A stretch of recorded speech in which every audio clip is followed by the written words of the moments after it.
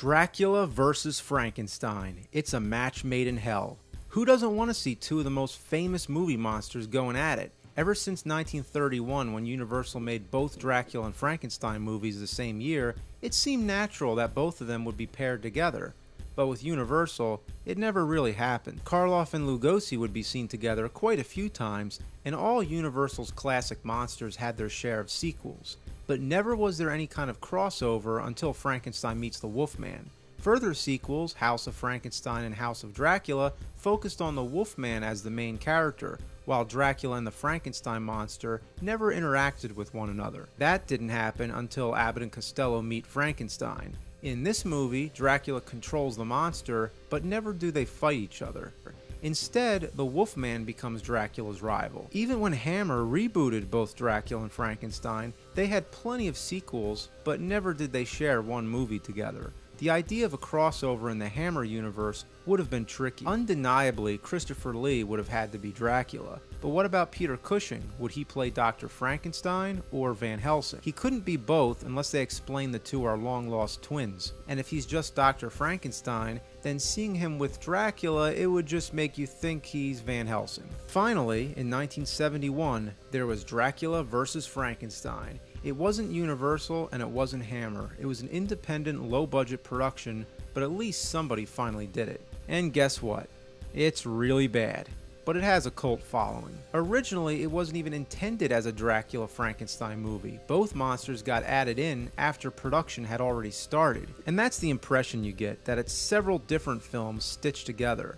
One minute somebody's getting their head cut off, then we're at a Las Vegas night show. Then we're walking on the beach for a few minutes, looking at rolling waves and seagulls. Then we're getting down at a club with some funk music. And then all of a sudden there's Dracula.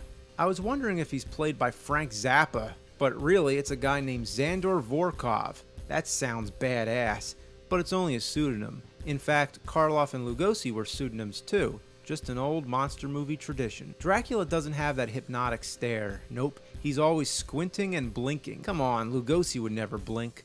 But he makes up for it with his ring. What's so cool about this ring? Well, it shoots lasers. How about that? Dracula has some hilarious dialogue. We'll see an infernal bloodbath, the likes of which has not swept the earth before. And yes, he talks in that voice the whole movie. Then there's the Frankenstein monster. In close-up, his face looks like a rotting potato, and from far away, it looks like he has a burlap sack over his head. Lon Chaney Jr. plays the mad scientist's assistant, who also happens to be a madman who's going around killing people with an axe. This was Chaney's final role. He died shortly after, and it's kind of sad to see him in this movie. He doesn't have any speaking lines, he just makes silly faces. Then there's the mad scientist, a descendant of Dr. Frankenstein, who's played by J. Carrol Naish. It wasn't his first Frankenstein movie. He was in House of Frankenstein, playing a hunchback assistant to mad scientist Boris Karloff. He's more interesting to watch than the monsters, that's for sure. Believe it or not, this was his last role too. Geez, was there a curse on this movie? During the day, the doctor runs some weird carnival exhibit. At night, he's in his lab conducting experiments on women.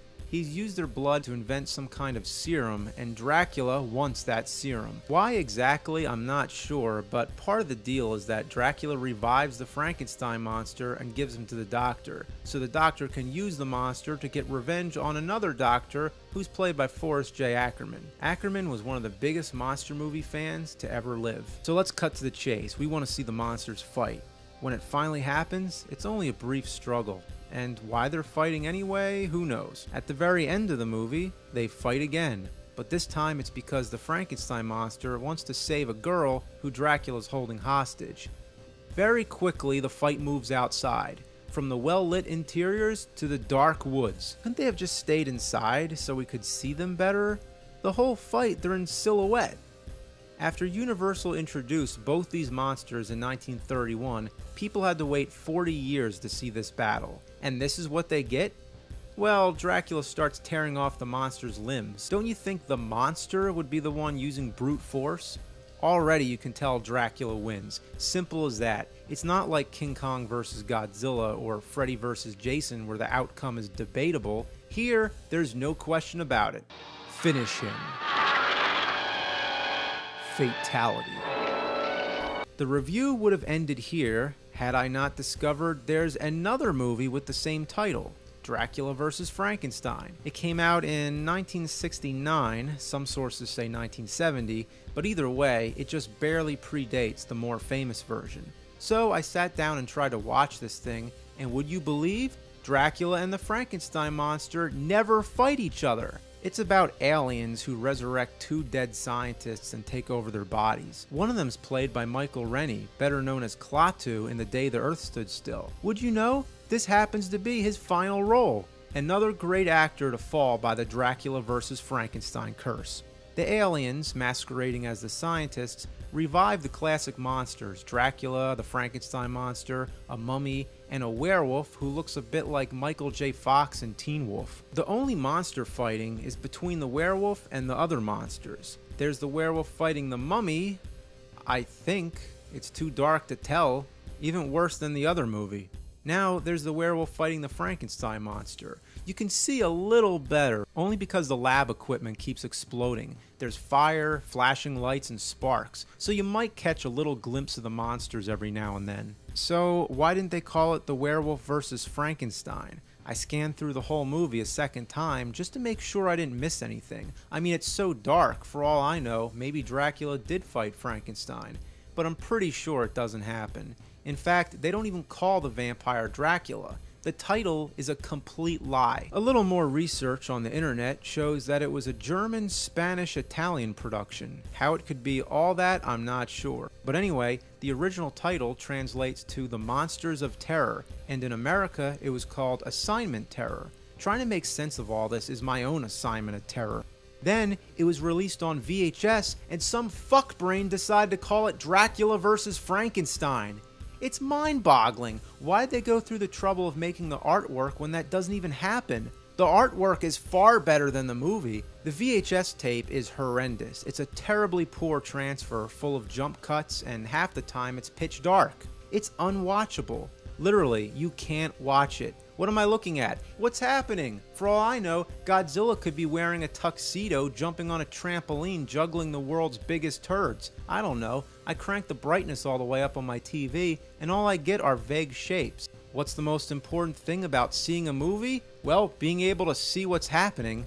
Parts of dialogue are missing, scenes are chopped up at pure random, and the beginning of the tape doesn't even have an FBI warning, just 17 seconds of black and then the movie starts. This is the worst commercially sold VHS tape to feature such high-profile monsters. Can I stop now, or should I mention there's yet another Dracula vs. Frankenstein? Or it's sort of called that. The DVD I have says Dracula, Prisoner of Frankenstein, and that's what the English subtitle says on the title screen.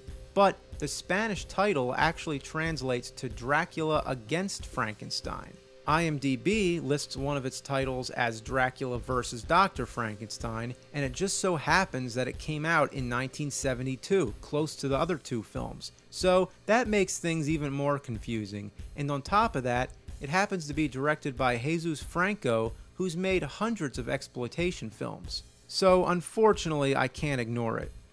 Just a couple years prior, he made a Dracula remake called Count Dracula, 1970. It starred Christopher Lee as Dracula, which is interesting because this film was in no way related to the Hammer films, which were still going on at the time.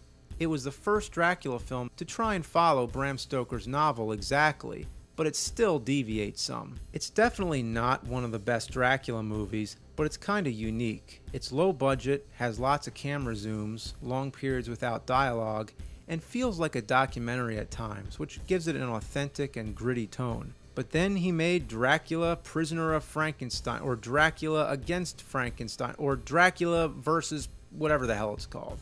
Dr. Seward hunts down Dracula and kills him in the beginning of the movie. Yeah, Dr. Seward, not Van Helsing this time. Then, Dr. Frankenstein, who only speaks in voiceovers for some reason, resurrects the monster who looks pretty bad. We've seen worse, though. Look at his puffy eyes. It looks like they dragged this guy out of bed, put the makeup on him, and told him to act like he's having a seizure. He sends the monster to kidnap a girl, and the doctor extracts her blood. Then he uses the blood to resurrect Dracula by pouring the blood all over a bat. Now, let me stop and say, up until now, all the bats in the movie are obviously fake, even if you go back to the Universal Dracula. The bats then were pretty stupid looking, and in the Hammer films they actually got worse, especially in Scars of Dracula, where you can see how fake the bat looks in full, crystal clear color close-up. I guess it just took a while before fake bats ever got to become realistic looking. I mean, in this movie, it's so bad, you can sometimes see the shadow of the pole that the string's attached to. But there's times like this when they use a real bat, and somebody's holding it by its wings and moving it around as if it's flying. So, now we get back to the Dracula resurrection. They have this bat in a jar, and they're pouring this blood on top of it. I don't know if it's real blood or not, but the bat seems to really enjoy it. Until they start pouring it in too fast and nearly drown the poor thing. I hope they didn't really drown the bat. That would be a shame for any creature to be sacrificed for such an awful movie. So the rest of the movie, Dracula's under Dr. Frankenstein's power. Dracula and a female vampire terrorize the town. Dr. Seward hunts after them. He's attacked by the Frankenstein monster, rescued by gypsies, and then out of nowhere, there's a fucking werewolf! Yes, 10 minutes left of the movie and they introduce another monster. Okay. His face looks like it's covered in dirt and moss, but what am I complaining for? At least you can see everything. It ends with a fight between the werewolf and the Frankenstein monster, lifted straight from Frankenstein Meets the Wolfman. It's the best part of the film, but does the monster ever fight Dracula? Nope, of course not. Dr. Frankenstein ends up staking Dracula with the spear, and then Dracula turns into a skeleton. What the hell, didn't he turn into a bat the first time? Why is Dracula so indecisive in death? So, there you have the Dracula vs. Frankenstein shitfest. I find it amazing that after both these monsters were made popular in film, it took 40 years before 3 Dracula vs. Frankenstein films popped up in the early 70s. Only in one of them does Dracula actually fight the Frankenstein monster, none of them are any good, and one of them is literally too dark to watch. And in another 40 years since, still no one has made a good Dracula vs. Frankenstein film. Hollywood's been remaking every movie ever made, so why not remake this? It's about time.